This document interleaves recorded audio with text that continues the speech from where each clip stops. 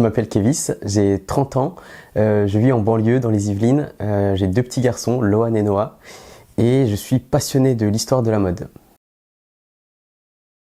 Alors j'ai un parcours assez classique, j'ai fait des études de vente pour me diriger ensuite vers l'animation. Je me suis occupé de jeunes enfants et très vite le virus de la mode m'a piqué et je suis lancé quoi.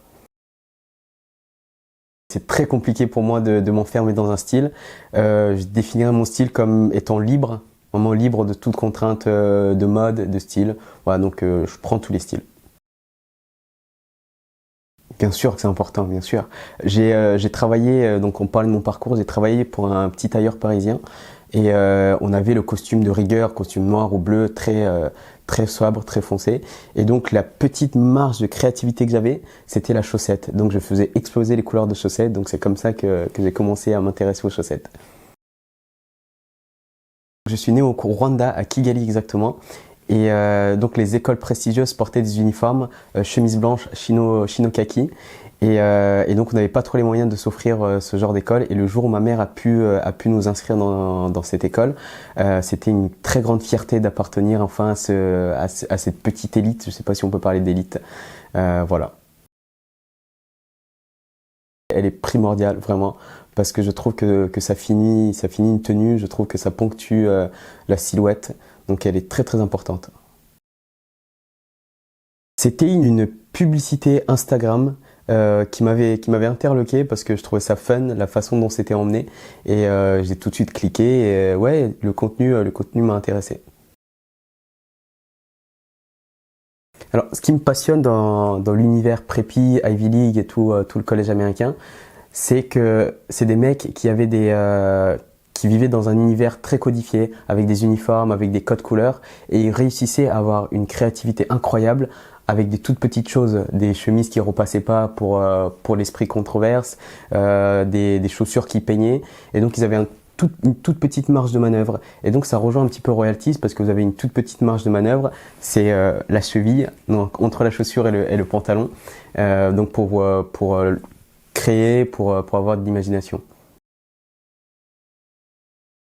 Tout dépend de l'épaisseur. Au-delà du motif, parce que je pense que le motif, on peut s'éclater, vraiment, il n'y a pas tellement de frein, mais tout part de l'épaisseur. Donc du très très fin, limite collant, pour une tenue très très habillée, limite black tie, au plus épais sur du plus sport.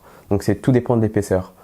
Plus la tenue est formelle, plus la chaussette est fine, et plus la tenue est sport, plus la chaussette est épaisse.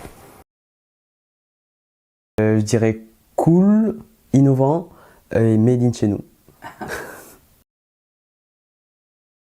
Elles sont difficilement descriptibles. C'est des royalties mouchetées avec des dessins de cow-boy que j'aime beaucoup. Et je trouve que l'épaisseur est juste parfaite. Je la mets très très souvent. Mes chaussettes préférées, c'est le point Aran, en tricot d'Aran, que j'aime beaucoup. Parce que c'est subtil, parce que c'est tout uni, mais on voit le travail sur le tricotage et c'est juste sublime. Ryan Collier, c'est un Américain, il a juste une esthétique, même ses stories sont sublimes. Side Adjuster, qui est français lui, il a juste des silhouettes parfaites. Et Mackay Beaumont, qui est australien, et lui aussi il a un style incroyable. En numéro 1, c'est Nat King Cole, parce que j'adore ce qu'il fait, de sa coupe de cheveux à son style, en passant par sa musique et sa vie, j'aime tout ce qu'il fait. Ralph Lauren évidemment, c'est un monument, il a créé beaucoup de choses. Et le troisième, je pense que c'est ma mère. Ouais, très simplement, elle a un style des plus classiques, mais elle a quand même très très bon goût pour choisir les vêtements. Oui, forcément, parce que déjà mes garçons me voient habillé, ils ont souvent envie de m'imiter, envie de s'habiller comme papa.